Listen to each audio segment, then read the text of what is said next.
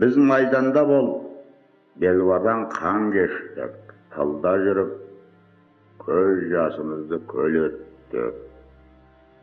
Күн түн демей еңбек етіп, жеңіс үшін тер төктік. Осының бәрін біз тарих алдында, отан алдында, адамгершілік, намыс алдында ақ ниетпен азаматтық борышымызды өтеу үшін істедік. Сөйтіп, оны абыроймен ақтадық. Бұл жеңіс бізге арзанға түскен жоқ. Ел дегенде еңіреген ерлеріміздің қан майданда құрбан болғандар аз емес. Қол аяғын беріп, мүгедек болып қайтқан ерлеріміз де аз емес. Ұлы отан, туған елім, туған жерім, ұлы отан соғысының жалынына шарпылмаған біздің елде бірде-бір семей жоқ.